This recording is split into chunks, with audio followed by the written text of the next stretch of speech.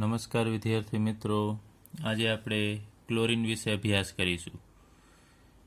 તો 1774માં સીલે નામના વૈજ્ઞાનિકે MnO2 પર HClની પ્રક્રિયા કરી અને ક્લોરીનની શોધ કરી. ત્યારબાદ 1810માં ડેવી નામના વૈજ્ઞાનિકે તાત્વિક સ્વભાવ પ્રસ્થાપિત કર્યો, એટલે કે ક્લોરીન છે એનો તત્વ તરીકેનો સ્વભાવ છે એને પ્રસ્થાપિત કર્યો. જેમ કે આપણે Cl2 વડે દર્શાવીએ છીએ, ક્લોરીન છે તત્વ છે. અને એને નામ સૂચવ્યું છે કે રંગના આધારે એ Clનું નામ એને શું સૂચ્યું? ક્લોરીન. તો શા માટે એને ક્લોરીન કહેવામાં આવ્યું? કારણ કે ગ્રીક ભાષામાં ક્લોરોસ એટલે લીલાશ પડતો પીળો રંગ થાય, તો ક્લોરીનનો રંગ પણ લીલાશ પડતો પીળો છે. એના ઉપરથી ગ્રીક ભાષામાં ક્લોરસ કહેવામાં આવે છે અને એના ઉપરથી નામ ક્લોરીન આપવામાં આવ્યું. તો 1774માં સીલેએ શોધ કરી અને 1810માં ડેવી નામના વૈજ્ઞાનિકે તત્વનો સ્વભાવ પ્રસ્થાપિત કરી અને ક્લોરીન નામ સૂચવ્યું. એટલે હવે આપણે Cl2ની બનાવટ, ક્લોરીનની બનાવટ લઈએ. એમાં સૌપ્રથમ આપણે મેંગેનીઝની HCl સાથેની પ્રક્રિયા દ્વારા ક્લોરીન બનાવીએ. તો MnO2 એટલે કે મેંગેનીઝ ડાયોક્સાઇડ એની આપણે હાઇડ્રોક્લોરિક એસિડ સાથે પ્રક્રિયા કરીશું, પરંતુ અહીંયા આપણે સાંદ્ર લેવો પડશે. સાંદ્ર હાઇડ્રોક્લોરિક એસિડ અને MnO2 એની વચ્ચે પ્રક્રિયા થશે તો એકદમ ઇઝી છે. અહીંયા Mn અને અહીંયા 4 ક્લોરીન છે, એમાંથી 2 ક્લોરીન મેંગેનીઝ સાથે જોડાઈ જશે એટલે MnCl2 બનાવશે, મેંગેનીઝ ડાયક્લોરાઇડ બનાવશે. ત્યારબાદ અહીંયા 4 હાઇડ્રોજન છે અને 2 ઓક્સિજન, તો 4 હાઇડ્રોજન અને 2 ઓક્સિજન જોડાઈ અને 2 મોલ પાણી આપશે, H2O. અહીંયા 4 ક્લોરીન હતા, એમાંથી 2 ક્લોરીન MnCl2માં જતા રહેશે, તો પાછળ 2 ક્લોરીન વધશે, એ Cl2 સ્વરૂપે મુક્ત થશે. તો આ રીતે અહીંયા આપણે ડાયક્લોરીન વાયુ છે એ બનાવી શકીએ છીએ MnO2ની પ્રક્રિયા સાંદ્ર હાઇડ્રોક્લોરિક એસિડ સાથે કરીને. હવે બીજી રીતે પણ આપણે ક્લોરીન બનાવી શકીએ છીએ. એમાં આ HCl છે એની જગ્યાએ આપણે મીઠું અને સલ્ફ્યુરિક એસિડ લઈ અને ક્લોરીન બનાવીએ. તો MnO2 આપણે એમનેમ રાખીશું. અહીંયા HClની જગ્યાએ સોડિયમ ક્લોરાઇડ NaCl અને સલ્ફ્યુરિક એસિડ H2SO4. તો આ NaCl અને H2SO4 બંને ભેગા થઈ અને હાઇડ્રોક્લોરિક એસિડ જ બનાવે છે. ખાસ ધ્યાન આપજો, NaCl અને H2SO4 બંને ભેગા થઈને શું બનાવશે? HCl, અને એ HCl છે MnO2 સાથે પ્રક્રિયા કરશે. તો આપણે હવે ડાયરેક્ટલી લઈએ કે Mn છે અહીંયા 4 ક્લોરીન છે એની સાથે જોડાય, એમાંથી 2 ક્લોરીન સાથે જોડાય અને MnCl2 આપશે, મેંગેનીઝ ડાયક્લોરાઇડ આપશે. ત્યારબાદ અહીંયા 4 સોડિયમ છે અને 2 ક્લોરીન બાકી રહેશે. 2 ક્લોરીન બાકી રહેશે એ Cl2 સ્વરૂપે મુક્ત થશે. આપણે છેલ્લે દર્શાવીએ, અહીંયા H2SO4 છે એમાંથી 1 હાઇડ્રોજન છે નીકળી જશે, અહીંયા 2 ઓક્સિજન છે અને અહીંયા ટોટલ 4 દુને 8 હાઇડ્રોજન છે. 8માંથી 4 હાઇડ્રોજન છે એ 2 ઓક્સિજન સાથે જોડાય અને 2 મોલ H2O તરીકે મુક્ત થશે. ત્યારબાદ અહીંયા વધશે શું? HSO4, 4 HSO4 વધશે. ચલો 4 H2SO4 છે તો 4 HSO4 અને અહીંયા 4 સોડિયમ વધે છે. એમાંનો 1 સોડિયમ 1 HSO4 સાથે જોડાઈને સોડિયમ હાઇડ્રોજન સલ્ફેટ બનાવશે. તો એવા 4 Na છે અને 4 HSO4 વધશે એટલે ટોટલ આપણને 4 મોલ NaHSO4 આપશે. હવે આમાં વધે છે શું? તો અહીંયા 4 ક્લોરીન છે, એમાંથી 2 અહીંયા ક્લોરીન વપરાય છે અને 2 ક્લોરીન બાકી રહેશે. એ બંને ક્લોરીન ભેગા મળી અને Cl2 સ્વરૂપે મુક્ત થશે. ચલો ત્યારબાદ આપણે પોટેશિયમ પરમેંગેનેટ એટલે કે KMnO4 એની પ્રક્રિયા હાઇડ્રોક્લોરિક એસિડ સાથે કરવાની છે, HCl. તો અહીંયા આપણે બેલેન્સ કરવા માટે શરૂઆતથી જ 2 મોલ KMnO4 લઈએ અને અહીંયા 16 મોલ HCl લઈએ. તો એની વચ્ચે પ્રક્રિયા થશે. તો અહીંયા 2 પોટેશિયમ છે એ અહીંયાથી 16 ક્લોરીન છે એમાંથી 2 ક્લોરીન સાથે 2 પોટેશિયમ જોડાય અને 2 મોલ KCl આપશે, પોટેશિયમ ક્લોરાઇડ. ત્યારબાદ અહીંયા મેંગેનીઝ છે એ ઉપર મુજબ, જેમ અહીંયા Mnમાંથી MnCl2 બને છે એ જ રીતે અહીંયાથી Mn અને આમાંથી 2 ક્લોરીન એ જોડાય અને MnCl2 આપશે. તેવા 2 મેંગેનીઝ છે તો અહીંયા 2 મોલ MnCl2 આપશે. ત્યારબાદ બાકી શું વધશે? અહીંયા 4 દુને 8 હાઇડ્રોજન છે અને અહીંયા 16 4 દુ 8 ઓક્સિજન છે અને 16 હાઇડ્રોજન છે. તો 16 હાઇડ્રોજન અને 8 ઓક્સિજન જોડાય અને 8 મોલ પાણી આપશે.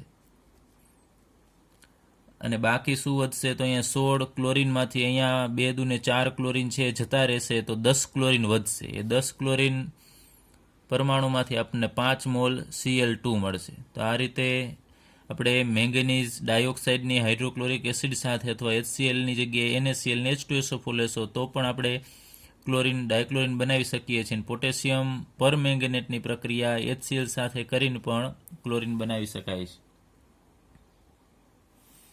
ચલો, ત્યારબાદ આપણે ક્લોરીનનું ઉત્પાદન લઈએ, ઔદ્યોગિક ઉત્પાદન.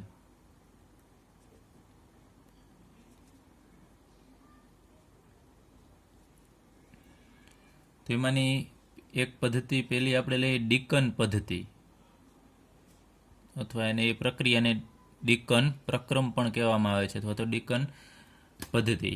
એટલે આમાં ડીકન પ્રક્રમમાં શું કરવામાં આવે છે? હાઇડ્રોક્લોરિક એસિડ એટલે HCl એની પ્રક્રિયા આપણે વાતાવરણીય ઓક્સિજન સાથે કરીશું, O2 સાથે.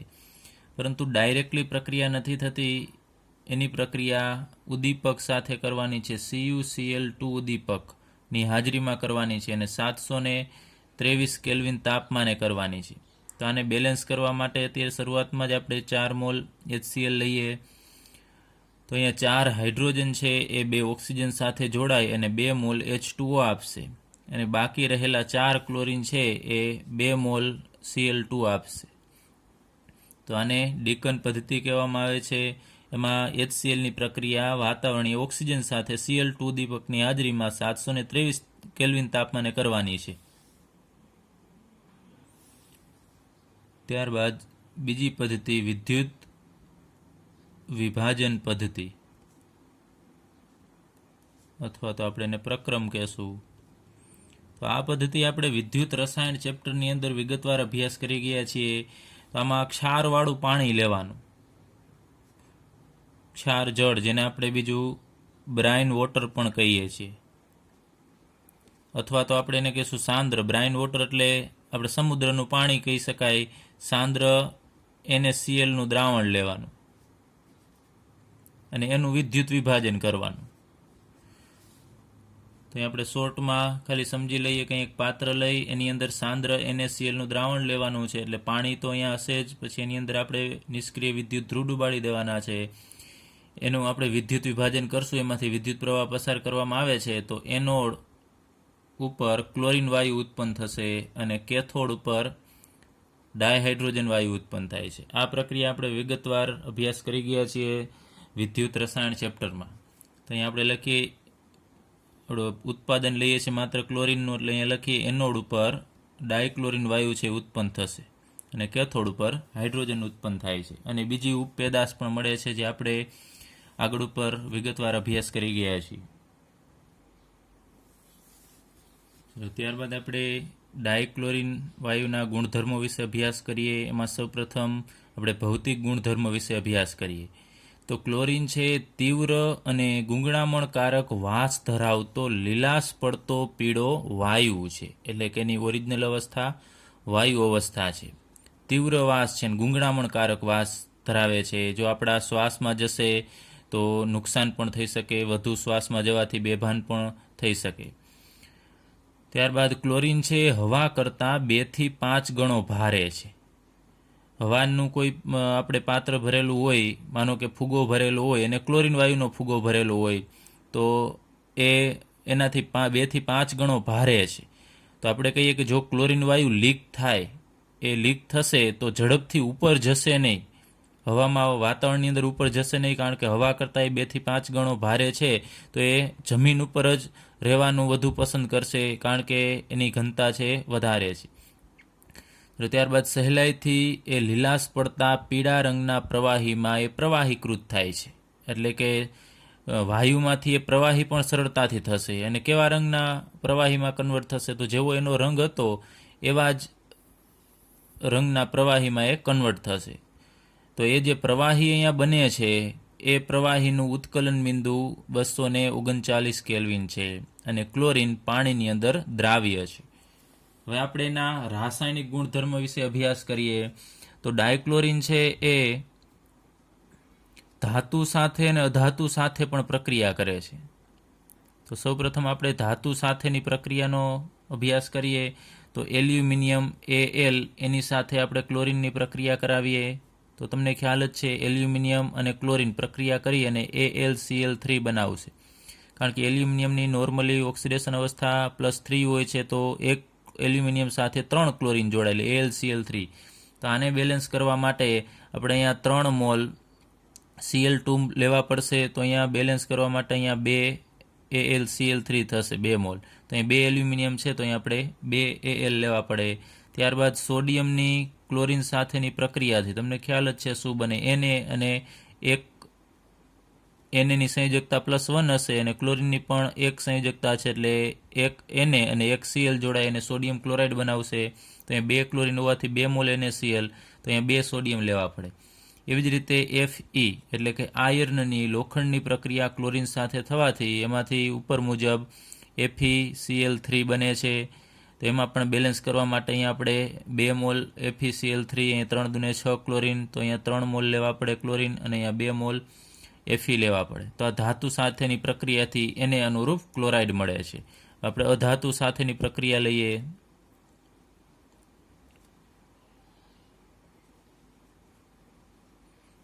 એમાં ફોસ્ફરસ છે એ અધાતુ છે, જે P4 સ્વરૂપે જોવા મળે છે. તો ફોસ્ફરસની આપણે ક્લોરિન સાથે પ્રક્રિયા કરવી છે. તો ફોસ્ફરસ 3 ક્લોરિન સાથે જોડાશે એટલે PCl3 બનાવશે. તો અહીંયા 4 ફોસ્ફરસ છે, તો આપણે અહીંયા 4 મૂકવા પડશે. તો ક્લોરિન અહીંયા થશે 4 તરીને 12, તો અહીંયા 12 કરવા માટે આપણે 6 મોલ Cl2 લેવા પડે. એ જ રીતે સલ્ફર એ પણ અધાતુ છે. તો સલ્ફરની ક્લોરિન સાથે પ્રક્રિયા થવાથી આપણને H2Cl2 સંયોજન મળે છે. તો અહીંયા 2 સલ્ફર છે અને અહીંયા 8 છે, તો અહીંયા આપણે બેલેન્સ કરવા માટે અહીંયા 4 મૂકવા પડે. તો ક્લોરિન અહીંયા 4 દુને 8 થશે, તો અહીંયા 8 ક્લોરિન કરવા માટે 4 મોલ Cl2 લેવા પડે. તો ક્લોરિન ધાતુ અને અધાતુ સાથે પ્રક્રિયા કરી અને એને અનુરૂપ ક્લોરાઇડ આપે છે. ત્યારબાદ ક્લોરિનની હાઇડ્રોજન પ્રત્યેનું આકર્ષણ એનું વધુ છે. તો એ હાઇડ્રોજન સાથે અથવા તો હાઇડ્રોજન ધરાવતા સંયોજન સાથે ઝડપથી સરળતાથી પ્રક્રિયા કરી અને HCl બનાવે છે. તો આપણે એની પ્રક્રિયા લખીએ. H2 સાથેની પ્રક્રિયા, તો ડાયરેક્ટલી હાઇડ્રોજન સાથે ક્લોરિન જોડાશે. તો એમાંથી H અને Cl એટલે કે 2 મોલ HCl આપશે. એ જ રીતે હાઇડ્રોજન ધરાવતું સંયોજન જેમ કે H2S હાઇડ્રોજન સલ્ફાઇડ, આ ગેસ છે એ Cl2 સાથે પ્રક્રિયા કરશે. તો અહીંયા 2 હાઇડ્રોજન અને 2 ક્લોરિન છે, તો એમાંથી 2 મોલ HCl આપશે અને એક સલ્ફર વધશે જે મુક્ત થશે. ત્યારબાદ C10H16, તો આનું નામ થશે સાયક્લોડિકાઇન. આનું સાયક્લો સ્વરૂપનું એનું બંધારણ હોય છે અને એક ત્રિબંધ આવેલો હશે. તો આ સાયક્લોડિકાઇન છે એની પ્રક્રિયા આપણે 8 મોલ Cl2 સાથે કરીએ. તો અહીંયા 16 હાઇડ્રોજન છે અને અહીંયા 8 દુને 16 ક્લોરિન છે. તો 16 હાઇડ્રોજન અને 16 ક્લોરિન એ જોડાય અને આપણને 16 મોલ HCl આપશે. તો જેમ અહીંયા માત્ર આગળ ઉપર સલ્ફર જ બાકી રહે છે, એ જ રીતે અહીંયા 10 કાર્બન છે બાકી રહેશે અને 10 મોલ કાર્બન તરીકે અહીંયા મુક્ત થશે. તો દરેક પ્રક્રિયામાં તમે જુઓ છો કે ક્લોરિનને હાઇડ્રોજન પ્રત્યે આકર્ષણ છે, તો એ હાઇડ્રોજન સાથે ડાયરેક્ટલી પ્રક્રિયા કરે છે અથવા તો હાઇડ્રોજન ધરાવતા સંયોજન સાથે પ્રક્રિયા કરે છે. દરેકમાં તમે જુઓ છો હાઇડ્રોક્લોરિક એસિડ છે એ મુક્ત થાય છે. ચાલો, ત્યારબાદ ક્લોરિન છે એ બેઝ સાથે પ્રક્રિયા કરી અને જુદી જુદી નિપજ આપે છે. ક્લોરિન ઠંડા અને મંદ બેઝ સાથે ક્લોરાઇડ અને હાઇપોક્લોરાઇટ નિપજ આપે છે. ખાસ એની કન્ડિશન બદલશે એટલે નિપજ છે બદલી જાય છે. તો આપણે એની પ્રક્રિયા લખીએ. 2 મોલ NaOH લઈએ, બેઝ સાથે પ્રક્રિયા કરવાની છે. પરંતુ આ બેઝ અહીંયા આપણે ઠંડો અને મંદ બેઝ લેશું NaOH, અને એની પ્રક્રિયા આપણે ક્લોરિન સાથે કરવાની છે Cl2 સાથે. તો અહીંયા એક Na અને એક આમાંથી Cl એ જોડાય અને NaCl આપશે, સોડિયમ ક્લોરાઇડ. તો આપણે જોવો છો એક નિપજ ક્લોરાઇડ નિપજ મળે છે એટલે કે NaCl મળશે. અને બીજી નિપજ એમાં એક Na વધશે. પછી બીજું આપણે લઈએ તો 2 OH હશે, 2 NaOH છે એમાંથી 2 OH. તો 2 OH માંથી 2 હાઇડ્રોજન અને 1 ઓક્સિજન જોડાય અને H2O આપશે. પાણી છે એ છૂટું પડશે. તો પાછળ એક ઓક્સિજન વધશે. એક સોડિયમ અહીંયા જુઓ છો એક વપરાઈ જાય છે તો એક સોડિયમ વધશે. અહીંયા 2 ઓક્સિજન હતા એમાંથી એક વપરાઈ જાય છે તો એક ઓક્સિજન વધશે. એક સોડિયમ, એક ઓક્સિજન અને એક ક્લોરિન એ જોડાય અને NaOCl બનાવશે. તો આ હાઇપોક્લોરાઇટ આયન થશે. આટલો આયન હશે એને આપણે હાઇપોક્લોરાઇટ આયન કહેશું અને આખું નામ થશે સોડિયમ હાઇપોક્લોરાઇટ. અને અહીંયા આ NaCl એટલે આને અહીંયા જે Cl માઇનસ તરીકે હશે એને ક્લોરાઇડ કહીએ છીએ. સોડિયમ ક્લોરાઇડ અને સોડિયમ હાઇપોક્લોરાઇટ મળે છે. પરંતુ ક્લોરિનની પ્રક્રિયા ગરમ અને સાંદ્ર બેઝ સાથે જ્યારે કરવામાં આવે ત્યારે ક્લોરાઇડ તો મળે છે ઉપર મુજબ, પણ અહીંયા હાઇપોક્લોરાઇટની જગ્યાએ ક્લોરેટ સંયોજન આપણને મળશે. તો એની પ્રક્રિયા આપણે લઈએ તો 6 મોલ અહીંયા બેલેન્સ કરવા માટે ડાયરેક્ટલી આપણે 6 મોલ લઈ લઈએ છીએ. NaOH અહીંયા આ ગરમ અને સાંદ્ર બેઝ લેવાનો છે NaOH. તો એની પ્રક્રિયા આપણે Cl2 સાથે કરીએ તો અહીંયા 6 NaOH છે એમાંથી 6 Na અહીંયા ક્લોરિન સાથે જોડાય એ 6 માંથી 5 ક્લોરિન સાથે જોડાય અને 5 મોલ NaCl આપશે. અહીંયા આપણે ક્લોરિન છે લેવા પડશે, અહીંયા 3 મોલ લઈ લઈએ તો 5 NaCl એટલે એક સોડિયમ છે એ વધશે. પછી અહીંયા 6 OH હશે, એ 6 OH માંથી 3 H2O બનાવશે. એટલે 6 હાઇડ્રોજન છે તો 6 હાઇડ્રોજન અહીંયા વપરાઈ જાય છે અને 6 ઓક્સિજન હતા એમાંથી 3 અહીંયા વપરાઈ જશે તો 3 ઓક્સિજન વધશે. તો હવે એક સોડિયમ વધે છે, એ 3 દુને 6 ક્લોરિન હતા એમાંથી 5 અહીંયા વપરાઈ જાય છે તો એક ક્લોરિન, એક સોડિયમ અને 3 ઓક્સિજન એ જોડાય અને NaClO3 આપશે. તો અહીંયા NaCl એટલે આ સોડિયમ ક્લોરાઇડ અને NaClO3 ને આપણે કહેશું સોડિયમ ક્લોરેટ, અને આ માત્ર ClO3 માઇનસ આયન હોય એને ક્લોરેટ આયન કહેવામાં આવે છે. તો અહીંયા આ નિપજમાં ચેન્જ આવે છે. ઠંડુ હોય તો સોડિયમ હાઇપોક્લોરાઇટ મળે છે અને ગરમ અને સાંદ્ર NaOH સાથે પ્રક્રિયા કરો તો સોડિયમ ક્લોરેટ મળે છે. તો આ પ્રક્રિયા છે ગરમ અને સાંદ્ર NaOHની ક્લોરિન સાથેની પ્રક્રિયા એ માર્ચ 2020ની બોર્ડની એક્ઝામમાં આ પ્રક્રિયા પૂછાઈ ગઈ છે. અને આ પ્રક્રિયા છે એક બીજું વિષમીકરણ પ્રક્રિયા છે.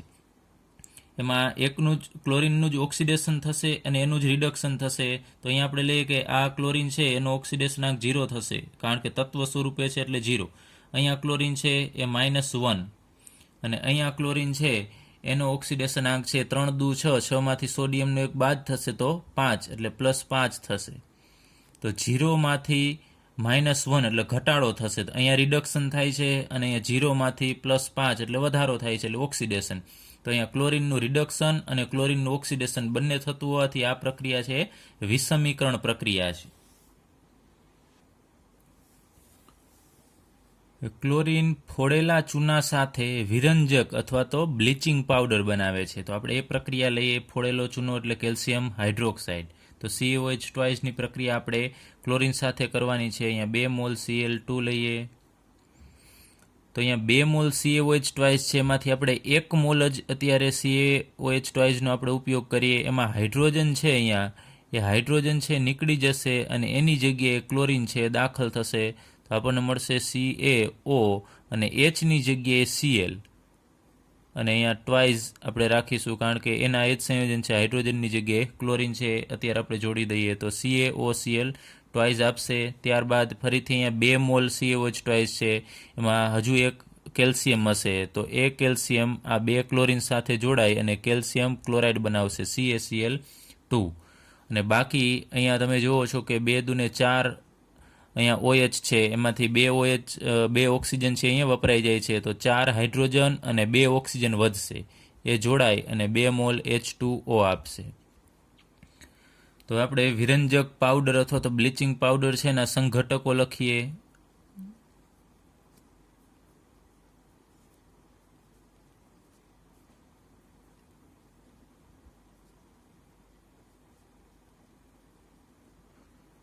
ચલો એની અંદર શું હાજર હશે? એક તો આ બધી વસ્તુ હશે જ CaOCl ટ્વાઇસ, ત્યારબાદ પ્લસ આ Ca એટલે અત્યારે આપણે પ્લસની જગ્યાએ ડોટ કરીએ કારણ કે બધી વસ્તુ એની અંદર હાજર હશે જ. CaCl2 × 2H2O અને બીજું એક CaOH ટ્વાઇસ પણ હાજર હશે. એ જે પ્રક્રિયા કર્યા વગરનો પણ અમુક CaOH હશે, એ પણ એની અંદર હાજર હશે. તો બ્લીચિંગ પાવડરના આટલા સંઘટકો છે. અને આપણે જે અહીંયા દર્શાવેલા છે આખું સંયુક્તપણે આપણે કહીએ કે બધાને ડોટ વડે દર્શાવીએ છીએ, તો એ આખાને આપણે એનું સંઘટન કહેશું. કે બ્લીચિંગ પાવડરનું સંઘટન પૂછે તો આ બધી વસ્તુ આવશે. ત્યારબાદ ક્લોરીન છે એ હાઇડ્રોકાર્બન સાથે પ્રક્રિયા કરે છે. એમાં સંતૃપ્ત અને અસંતૃપ્ત બંને પ્રકારના હાઇડ્રોકાર્બનનું આપણે ઉદાહરણ લઈએ, જેમ કે CH4 એટલે કે મિથેન. આ મિથેન છે એ સંતૃપ્ત હાઇડ્રોકાર્બન છે, કારણ કે એની અંદર એક પણ પાયબંધ નથી. સંતૃપ્ત હાઇડ્રોકાર્બન એની પ્રક્રિયા જ્યારે ક્લોરીન સાથે કરવામાં આવે છે UV પ્રકાશની હાજરીમાં, પારજાંબલી કિરણોની હાજરીમાં, તો અહીંયા એક ક્લોરીન, અહીં 4 હાઇડ્રોજન છે, એમાંથી એક હાઇડ્રોજન છે નીકળી જશે ને એની જગ્યાએ એક ક્લોરીન છે દાખલ થશે. એટલે CH4 ની જગ્યાએ વધશે CH3 અને એક હાઇડ્રોજન નીકળશે એની જગ્યાએ ક્લોરીન જોડાઈ જશે એટલે CH3Cl આપશે. અને અહીંયા છૂટો પડેલો હાઇડ્રોજન હજુ અહીંયા એક ક્લોરીન વધશે એની સાથે જોડાય અને HCl આપશે. તો અહીંયા આપણને જે સંયોજન મળે છે એનું નામ થશે મિથાઇલ ક્લોરાઇડ. તો આ પ્રક્રિયા છે એ વિસ્થાપન પ્રક્રિયા છે, કારણ કે એક હાઇડ્રોજન નીકળે છે ને એની જગ્યાએ ક્લોરીન દાખલ થાય છે. તો આ જે નિપજ છે મિથાઇલ ક્લોરાઇડ અથવા તો ક્લોરોમિથેન પણ કહી શકાય, એ વિસ્થાપન પામેલી નિપજ છે. એટલે યાદ રાખજો, આ પ્રક્રિયા સંતૃપ્ત હાઇડ્રોકાર્બન હોય એટલે એમાં યોગશીલ પ્રક્રિયા થતી નથી, વિસ્થાપન પ્રક્રિયા થશે. ત્યારબાદ આપણે એક બીજું ઉદાહરણ લઈએ, ઇથિનનું ઉદાહરણ લઈએ. હવે હું સમજવા માટે તમને આમ દર્શાવું છું, CH2 ડબલ બોન્ડ CH2, જેને ટૂંકમાં લખવું હોય તો લખી શકાય C2H4 એટલે કે ઇથિન. અને આ ઇથિન છે અસંતૃપ્ત હાઇડ્રોકાર્બન છે, કારણ કે એની અંદર પાયબંધ આવેલો છે, દ્વિબંધ છે. તો એની પ્રક્રિયા જ્યારે ક્લોરીન સાથે કરવામાં આવે છે ત્યારે ઓરડાના તાપમાને પણ પ્રક્રિયા આપશે.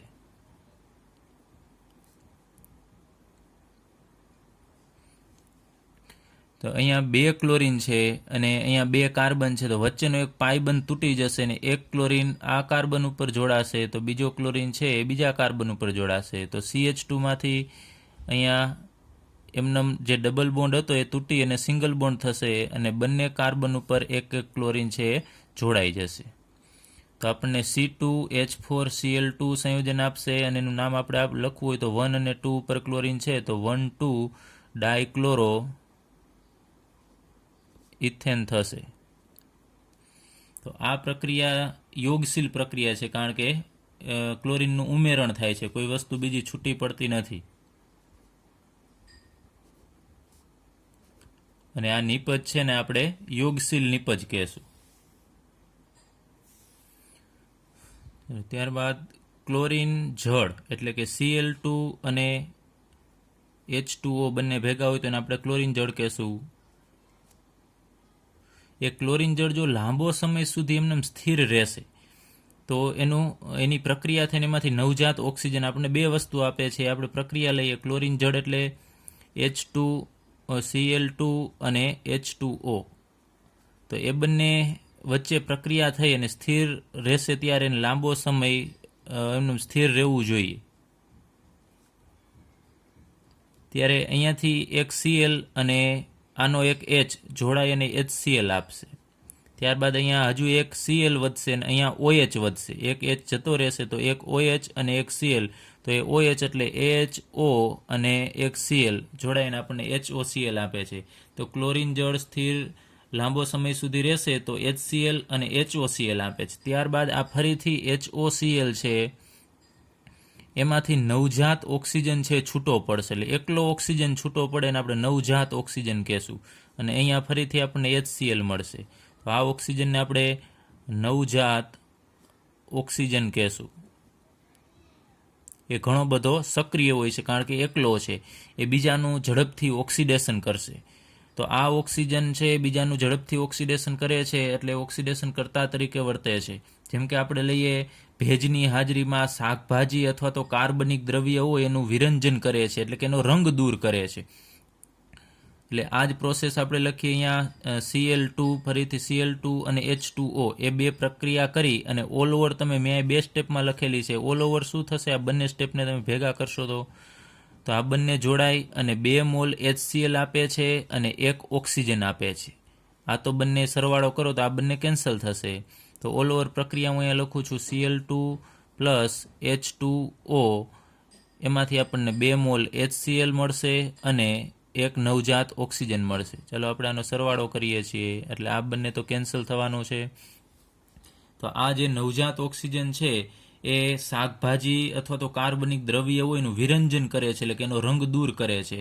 તો જે શાકભાજી અથવા બીજા કાર્બનિક દ્રવ્ય હશે એની અંદર રંગ હશે, તો આપણે અહીંયા લઈએ કે આ રંગીન પદાર્થ, અહીંયા જે પણ રંગીન પદાર્થ હશે એની સાથે આ ઓક્સિજન છે નવજાત ઓક્સિજન જોડાશે અને એમાંથી રંગવિહીન પદાર્થ આપશે.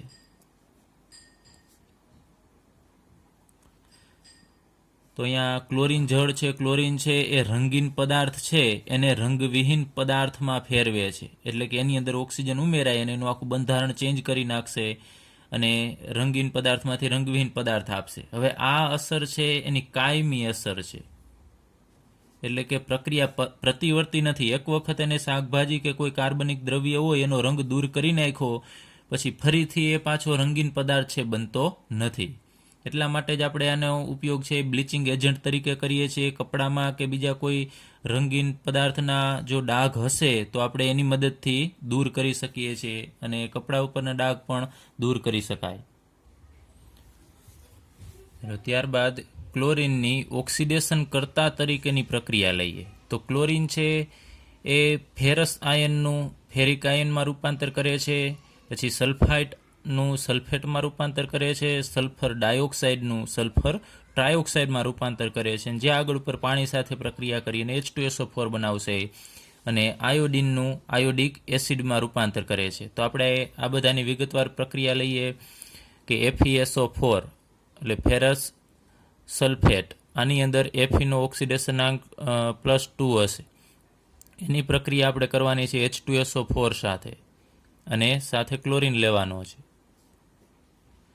અહીંયા આપણે 2 મોલ FeSO4 લઈએ તો અહીંયા 2 SO4 છે અને એક H2SO4 નો SO4. તો એ 3 SO4 છે એ Fe સાથે જોડાશે. પ્રથમ તો Fe2+ છે એમાંથી એક ઇલેક્ટ્રોન છે ગુમાવશે ને Fe3+ માં કન્વર્ટ થશે, એટલે એમાંથી Fe2 આપણે બનાવશું અને અહીંયા 2 અને 1 3 એ 3 SO4 છે એ એની સાથે જોડાશે અને Fe2SO4 થ્રાઇસ બનાવશે કે જેમાં Feની ઓક્સિડેશન અવસ્થા છે +3 હશે. અને અહીંયા બાકી વધશે 2 હાઇડ્રોજન અને 2 ક્લોરીન જે જોડાય અને 2 મોલ HCl આપશે. તો અહીંયા તમે જુઓ છો Fe2+ નું રૂપાંતર કરે છે Fe3+માં, એટલે કે ફેરસનું ફેરિકમાં રૂપાંતર કરે છે અને અહીંયા ક્લોરીનનો ઓક્સિડેશનાંક 0 છે અને અહીંયા એનો ઓક્સિડેશનાંક થશે -1. તો ક્લોરીનનું રિડક્શન થાય છે 0 માંથી -1, એટલે ઓક્સિડેશનાંકમાં ઘટાડો થવો એટલે રિડક્શન. તો ક્લોરીન બીજાનું ઓક્સિડેશન કરે છે અને પોતાનું રિડક્શન કરે છે. તો આપણે કહી શકાય કે ક્લોરીન છે એ ઓક્સિડેશન કરતા તરીકે વર્તે છે. ત્યારબાદ Na2SO3 સાથેની પ્રક્રિયા, અહીંયા આપણે સલ્ફાઇટ આયન લીધેલો છે તો Na2SO3માં SO3 ઉપર એ આયન કયો હશે તો SO3 -2 હશે, એટલે સોડિયમ સલ્ફાઇડ છે. એની પ્રક્રિયા આપણે ક્લોરીન સાથે કરીશું અને સાથે H2O લેશું. તો આ બ્રોમિન જળ છે અહીંયા Cl2 અને H2O. તો એ બંને વચ્ચે પ્રક્રિયા થઈ અને એક નવજાત ઓક્સિજન છૂટો પડે છે, તમને ખ્યાલ છે. તો એ ઓક્સિજન છે એ આની અંદર ઉમેરાશે, અથવા અત્યારે આપણે ડાયરેક્ટલી લઈ લઈએ કે આ H2O છે એનો એક ઓક્સિજન છે એ આ SO3ની અંદર એડ થવાથી આપણને મળશે Na2SO4, એટલે કે સોડિયમ સલ્ફેટ મળશે અને 2 ક્લોરીન અને 2 હાઇડ્રોજન જોડાય અને 2 મોલ HCl આપશે. તો તમે જુઓ છો અહીંયા SO3નું રૂપાંતર SO4માં કરે છે. ચાલો એ જ રીતે આપણે બીજી પ્રક્રિયા લઈએ SO2નું SO3માં કન્વર્ટ થતો હોય એવી પ્રક્રિયા. તો SO2 એની પ્રક્રિયા આપણે લઈએ Cl2 અને 2 મોલ H2O સાથે. તો અહીંયા પણ સેમ એ જ રીતે એક ક્લોરીનનો અણુ હોય ને એક H2O નો અણુ હોય એટલે એક નવજાત ઓક્સિજન છે એ છૂટો પડશે. તો એ ઓક્સિજન છે એ જોડાઈ જશે કેની સાથે? આ SO2 સાથે. આ આમ તો 2 તબક્કામાં પ્રક્રિયા થતી હોય છે, પરંતુ આપણે એક જ તબક્કામાં લખીએ છીએ. સૌપ્રથમ SO2 છે, અહીંયા ચાલો નીચે હું દર્શાવી દઉં છું કઈ રીતે પ્રક્રિયા થાય છે. SO2 એમાંથી એક ઓક્સિજન છે એ આની અંદર ઉમેરાશે એટલે SO3 થશે. પછી આ જ રીતે માનો કે અત્યારે આપણે એક જ મોલ લીધેલો છે H2O, તો Cl2 અને H2O એમાંથી એક ઓક્સિજન આમાં જોડાઈ જશે એટલે SO2 માંથી SO3 બનશે. પછી હાઇડ્રોજન અને ક્લોરીન જોડાય અને 2 મોલ HCl આપશે એટલે એ છૂટા પડશે -2HCl. એ આગળ જ છૂટા પડી જાય છે. પછી SO3 છે એની પ્રક્રિયા આપણે H2O સાથે, ફરીથી અહીંયા બીજો H2O નો અણુ છે તો એ H2O અને SO3 બંને જોડાય અને H2SO4 બનાવશે.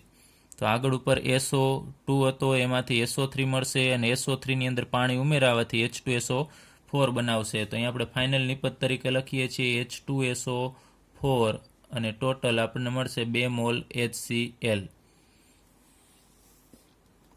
તો અહીંયા તમને એમ થશે કે સલ્ફર ડાયોક્સાઇડમાંથી સલ્ફર ટ્રાયોક્સાઇડ કેમ અહીંયા મળતો નથી, પરંતુ એ સલ્ફર ડાયોક્સાઇડમાંથી સલ્ફર ટ્રાયોક્સાઇડ બનતો હોય છે, પરંતુ એ હજુ એક પાણીના અણુ સાથે પ્રક્રિયા કરી અને આ બંને જોડાઈ અને H2SO4 બનાવશે. ત્યારબાદ આયોડિન એ Cl2 અને 6 મોલ H2O સાથે પ્રક્રિયા કરશે. તો એમાંથી આપણને 2 મોલ HiO3 આપશે અને બાકી રહેલા અહીંયા 5 મોલ ક્લોરીન લેવો પડશે એટલે 5 દુને 10 ક્લોરીન છે. તો એ અહીંયા 6 દુને 12 હાઇડ્રોજન છે, એમાંથી 2 હાઇડ્રોજન અહીંયા જશે, 10 હાઇડ્રોજન બાકી રહેશે અને 10 ક્લોરીન એ જોડાય અને 10 મોલ HCl આપશે. તો આને આપણે હાઇડ્રો આયોડિક એસિડ કહેશું. તો આપણે અહીંયા આગળ ઉપર વાત કરેલી કે H2 માંથી એ આયોડિક એસિડ બનાવે છે. તો આ દરેક પ્રક્રિયામાં ક્લોરીનનું પોતાનું રિડક્શન થાય છે અને બીજાનું એ ઓક્સિડેશન કરે છે, એટલા માટે આપણે એને ઓક્સિડેશન કરતા કહીએ છીએ. હવે આપણે હેલોજન તત્વોના ઓક્સો એસિડ સંયોજનો વિશે અભ્યાસ કરીશું. તો આગળ ઉપર આપણે વાત કરેલી કે ફ્લોરિન છે એક જ ઓક્સો એસિડ સંયોજન બનાવે છે, જ્યારે અન્ય તત્વો છે એક કરતાં વધારે ઓક્સો એસિડ છે બનાવે છે. તો ફ્લોરિનની ઊંચી વિદ્યુત ઋણતા અને નાના કદના કારણે ફ્લોરિન છે માત્ર એક જ ઓક્સો એસિડ અને કયો એ HOF, જેને ફ્લોરિક 1 એસિડ કહેવામાં આવે છે, અથવા તો એનું સામાન્ય નામ છે હાઇપોફ્લોરસ એસિડ. એટલે યાદ રાખજો, ફ્લોરિનનો એક જ ઓક્સો એસિડ છે HOF, હાઇપોફ્લોરસ એસિડ, અથવા એનું નામ થશે ફ્લોરિક 1 એસિડ. અહીંયા 1 એટલે એ ફ્લોરિનનો ઓક્સિડેશન આંક દર્શાવે છે. જેમ આપણે આગળ ઉપર વિગતવાર અભ્યાસ કરીએ, ફ્લોરિન સિવાયના અન્ય હેલોજન તત્વો છે અનેક ઓક્સો એસિડ સંયોજનો બનાવે છે, એટલે ઘણા બધા બનાવે છે, જે પૈકી મોટા ભાગના સંયોજનોનું શુદ્ધ અવસ્થામાં અલગીકરણ કરી શકાતું નથી. એટલે કે આપણે શુદ્ધ સ્વરૂપે એને છૂટા પાડી શકતા નથી. એ માત્ર જલીય દ્રાવણોમાં અથવા તો તેમના ક્ષાર સ્વરૂપમાં જ સ્થાયી હોય છે, કાં તો પાણી સાથે હશે દ્રાવણ સ્વરૂપે, અથવા તો એના જેમ આપણે કેમ કહીએ છીએ સોડિયમ ક્લોરાઇડ, તો એ ક્ષાર છે, એ જ રીતે ક્ષાર સ્વરૂપમાં હાજર હોય છે. ચાલો હવે આપણે અહીંયા હેલોજન તત્વ છે એના ઓક્સો એસિડ છે એનું આપણે એક કોષ્ટક ભણીએ. એમાં અહીંયા જુદા જુદા ઓક્સિડેશન અવસ્થા ધરાવતા આપણને ઓક્સો એસિડ આપેલા છે. એમાં આ બાજુએ જે ઓક્સો એસિડ આપેલા છે એમાં હેલોજનનો ઓક્સિડેશનાંક +1 હશે. +1 ઓક્સિડેશન અવસ્થા ધરાવતા આ બધા ઓક્સો એસિડ છે. તો અહીંયા જોવો છો તમે HOF, તો એનું સામાન્ય નામ થશે હાઇપોફ્લોરસ એસિડ. સૌપ્રથમ આપણે લઈએ કે અહીંયા હેલિક 1 એસિડ કહેવાય. અહીંયા જેમાં હેલોજનનો ઓક્સિડેશનાંક 1 હોય એવા બધા જ ઓક્સો એસિડને આપણે હેલિક 1 એસિડ કહેશું.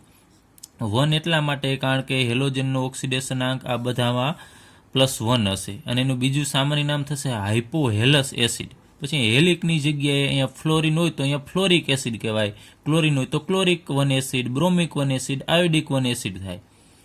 તો HOF, એ જ રીતે HOCl, HOBr અને HOI, એટલે કે +1 ઓક્સિડેશન અવસ્થાવાળા ઓક્સો એસિડ બધા જ તત્વો બનાવે છે. તો HOF નું નામ થશે હાઇપોફ્લોરસ એસિડ, HOCl નું નામ થશે હાઇપોક્લોરસ એસિડ, HOBr નું નામ હાઇપોબ્રોમસ અને HOI નું નામ થશે હાઇપોઆયોડસ એસિડ.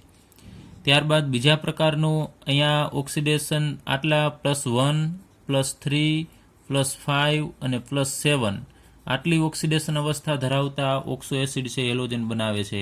એમાં હવે આપણે લઈએ +3 ઓક્સિડેશન અવસ્થા ધરાવતા ઓક્સો એસિડ.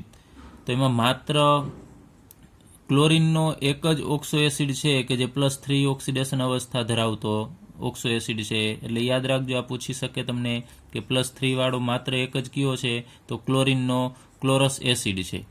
ફ્લોરિન તો હવે એક આવી ગયું કે એક જ બનાવે છે, બીજા એક પણ ઓક્સિડેશન અવસ્થાવાળા ઓક્સો એસિડ છે ફ્લોરિન બનાવશે નહીં. તો +3 વાળામાં માત્ર ક્લોરિનનો HOClO, બસ તમારે હવે એક એક ઓક્સિજન છે એડ કરતું જવાનું છે ક્લોરિન પછી, એટલે HOClO, અથવા ટૂંકમાં આને આમ પણ લખી શકાય, HClO2 પણ લખી શકાય. તો એનું નામ થશે ક્લોરસ એસિડ. IUPAC, આ IUPAC નામ છે હેલિક 3 એસિડ, અને આ સામાન્ય નામ છે હેલસ એસિડ. તો હેલિકની જગ્યાએ આપણે લખવું લખી શકાય, આનું નામ IUPAC ક્લોરિક 3 એસિડ, કારણ કે ક્લોરિનનો ઓક્સિડેશન આંક +3 થશે, અહીંયા ઓક્સિજનનો -2 હોય તો 2 ઓક્સિજનનો -4 થશે, અને એમાંથી એક હાઇડ્રોજનનો બાદ કરો એટલે ક્લોરિનનો ઓક્સિડેશન આંક +3 થાય. તેનું નામ થશે ક્લોરસ એસિડ. એ જ રીતે +5 ઓક્સિડેશન અવસ્થા ધરાવતા એસિડ છે એ બનાવે છે ફ્લોરિન સિવાયના 3 હેલોજન, તો એનું નામ થશે હેલિક 5 એસિડ, અને સામાન્ય નામ થશે હેલિક એસિડ. તો ક્લોરિનનો હેલિક 5 એસિડ છે એ થશે HOClO2. એક એક ઓક્સિજન તમારે ઉમેરતા જવાના છે, એટલે HOClO2, અથવા આને ટૂંકમાં આમ પણ લખી શકાય HClO3. તેનું નામ થશે ક્લોરિક એસિડ. પછી એ જ રીતે HOBrO2, તો એને બ્રોમિક એસિડ કહેવાય. HOiO2, તો એનું નામ થશે આયોડિક એસિડ.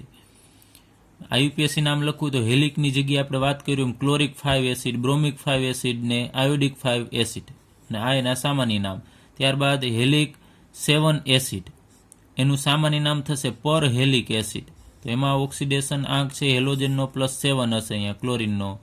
તો અહીંયા 2 ઓક્સિજન હતા, અહીંયા એક ઓક્સિજન ઉમેરી દેવાનો છે એટલે HOClO3, અને એને બીજી રીતે લખવું હોય તો HClO4 પણ લખી શકાય. આ બંને ઓક્સિજનને ભેગા કરી દેવાના, તેનું નામ થશે પર ક્લોરિક એસિડ. એ જ રીતે બ્રોમિનનો ઓક્સો એસિડ HOBrO3 એટલે પર બ્રોમિક એસિડ. પછી HOiO3 ને આપણે કહેશું પર આયોડિક એસિડ, અને એ મુજબ તમારે IUPAC નામ લખવું હોય તો હેલિકની જગ્યાએ આ જે તે હેલોજનનું નામ મૂકી દેવાનું થશે. તો આમ આપણે જોઈ શકીએ છીએ કે ક્લોરિન છે એ બધી જ ઓક્સિડેશન અવસ્થા ધરાવતા ઓક્સો એસિડ છે એ બનાવે છે, જ્યારે ફ્લોરિન માત્ર એક જ, અને બ્રોમિન અને આયોડિન છે એ +3 સિવાયના બીજા બધા જ ઓક્સો એસિડ છે એ બનાવી શકીએ છીએ. હવે આપણે આ ક્લોરસ એસિડ છે બધા જે ક્લોરિનના ઓક્સો એસિડ, એના આપણે બંધારણ લઈએ. તો સૌપ્રથમ અહીંયા HOCl એટલે કે હાઇપોક્લોરસ એસિડ, એમાં અહીંયા જે સૂત્ર એ જ રીતે અહીંયા લખેલું છે એ જ રીતે આપણે બંધારણ લખવાનું છે. પહેલાં H છે તો અહીંયા H, પછી એની સાથે ઓક્સિજન જોડાયેલો છે એટલે H સાથે ઓક્સિજન, અને ઓક્સિજન પછી ક્લોરિન છે તો અહીંયા ઓક્સિજન સાથે તમારે ક્લોરિન જોડી દેવાનું. તો હાઇડ્રોજન ઓક્સિજન સાથે અને ઓક્સિજન ક્લોરિન સાથે જોડાયેલો છે. તો ક્લોરિન છે એ અહીંયા ઓક્સિજન સાથે સિંગલ બોન્ડથી જોડાયેલો છે, તો ક્લોરિનની વિદ્યુતઋણતા ઓક્સિજન કરતાં ઓછી છે એટલે એના ઉપર +1 વીજભાર આવશે, અને ઓક્સિજન ઉપર -1 આવશે, અને આ બાજુએથી -1, એટલે ટોટલ અહીંયા ઓક્સિજન ઉપર -2 થાય, હાઇડ્રોજન ઉપર +1 થાય. અહીંયા હેલોજનનો ઓક્સિડેશન આંક +1 છે, એટલે આપણે એને હાઇપોક્લોરસ એસિડ કહેશું. ત્યારબાદ HOClO, એનું બંધારણ પણ ઇઝી છે. H પછી O લખવાનું, O પછી Cl, ને Cl સાથે O જોડવાનું. તો અહીંયા તમે જુઓ છો H સાથે O જોડાયેલો છે અને O સાથે Cl. પછી Cl સાથે ઓક્સિજનને જોડવાનો, પરંતુ ડબલ બોન્ડથી. હવે જો તમે સિંગલ બોન્ડથી જો જોડશો તો તમને ખ્યાલ આવી જ જશે કે ઓક્સિજન તો હંમેશા 2 બંધ બનાવતો જ હોય છે, તો અહીંયા ફરજિયાત ડબલ બોન્ડ જ આવશે. તો અહીંયા ક્લોરિન છે એ 1, 2 ને 3 બંધ બનાવે છે, તો આ એના કારણે 3 બંધ હોવાથી એનો ઓક્સિડેશન આંક +3 થશે, અને એનું આ રીતે -2 અને એમાંથી એક બાદ કરો તો એ રીતે પણ ક્લોરિનનો ઓક્સિડેશન આંક +3 આવશે. તો આને આપણે ક્લોરસ એસિડ કહેશું. ત્યારબાદ HOClO2, એનું બંધારણ લઈએ તો અહીંયા H થી તમારે શરૂઆત કરવાની છે. H ને ઓક્સિજન સાથે જોડવાનો અને ઓક્સિજનને ક્લોરિન સાથે, અને પછી તમે જુઓ છો ક્લોરિન સાથે અહીંયા 2 ઓક્સિજન જોડાયેલા છે, તો એ બંને ઓક્સિજનને ક્લોરિન સાથે દ્વિબંધથી જોડવાના છે. તો એ ક્લોરિન કેટલા બંધ બનાવે છે? 1, 2, 3, 4 અને 5, અને એ 5 બંધ બનાવે છે. એમાં 3 ઓક્સિજન, એટલે ઓક્સિજનની વિદ્યુતઋણતા વધારે છે, તો ક્લોરિન ઉપર પ્લસ વીજભાર આવશે, અને 5 બંધ બનાવે છે એટલે +5, તો એનું નામ થશે ક્લોરિક એસિડ. એ જ રીતે અહીંયા HOClO3, તો એમાં પણ શરૂઆત અહીંયાથી જ કરવાની, H પછી O સાથે ક્લોરીન, અને ક્લોરીન સાથે અહીંયા 3 ઓક્સિજન છે જોડાયેલા છે, તો એ 3 ઓક્સિજનને આપણે દ્વિબંધથી જોડી દેવાના છે, અને અહીંયા ક્લોરીનનો ઓક્સિડેશનાંક છે +7 થશે. ચલો અહીંયા 2, 4, 6 ને 7 બંધ છે એટલે ઓક્સિડેશનાંક +7 આવશે. હવે આપણે આ બીજા હેલોજનના ઓક્સો એસિડના બંધારણ દોરવા હોય તો આ જ રીતે થશે, માત્ર ક્લોરીનની જગ્યાએ તમારે બ્રોમિન મૂકી દેવાનું થશે. એટલે એકદમ ઇઝી છે એનું બંધારણ. તમે આ સૂત્ર જો આ રીતે યાદ રાખશો તો તમે એનું બંધારણ પણ ઇઝીલી લખી શકશો.